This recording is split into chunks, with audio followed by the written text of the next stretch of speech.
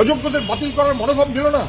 সরকারের অপদার্থতা, তার জন্য এই সমস্ত চাকরি প্রার্থীরা, চাকরিজীবীরা কার্য তারা বাতিল হয়ে গেল। 3,000, 4,000, 5,000, 6,000 তাদের খারিজ করানো উচিত ছিল। সরকার করল না বলে আজকে সুপ্রিম কোর্টে আমাদের রাজ্যের মুখ খুলল। শুধু না, আমাদের ছেলে মেয়েগুলো তাদের কি হবে, তাদের টাকা ফেরত দিতে বলেছে। যে সরকারের অপদার্থতায় এবং যে সরকারের দুর্নীতির ভয়াবহতায় কার্যত যোগ্য ছেলে মেয়েদের চাকরিও চলে গেল, তাদের কার্যত বার করে দেওয়া হলো। লাথি মেরে এই সরকারকে বাতিল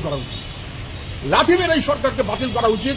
যারা যোগ্য ছেলে মেয়েদের পেটে লাথি মারল এইভাবে, তাদের টাকা ফেরত দিতে বলেছে, ভয়াবহ, ভাবাই যায় না। হাইকোর্ট বলেছে নির্দিষ্টভাবে যে যারা মন্ত্রিসভা এই অপরাধের সঙ্গে যুক্ত আছে তাদেরকে সিবিআই হেফাজতে নিয়ে প্রয়োজনে তদন্ত করুক।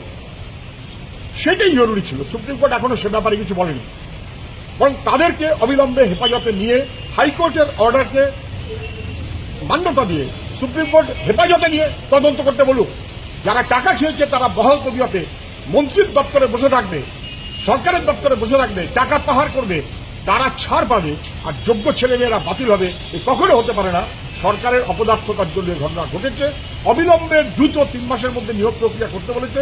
আমি জানি না রাজ্য সরকার তা পারবে কিনা। একমাত্র কথা হবে এখন অযোগ্যদের খারিজ করে যারা যোগ্য তাদের চাকরিতে বহাল রাখার বিকল্প কি ব্যবস্থা হবে, সরকার এবং কোর্টকে তা খুঁজে বার করতে হবে। এর কোনো অন্যথা হতে পারে না। দুর্ভাগ্য আমাদের, গোটা রাজ্যটাকে কোথায় নিয়ে গেছে। হাজার হাজার ছেলে মেয়ে যারা কাজ দিতে পারে না, তারা কার্যত পেটের লাথি মেরে রাজ্য সরকারের অপদার্থতা তাদের চাকরি থেকে খারিজ করে দিল। দুর্ভাগ্য।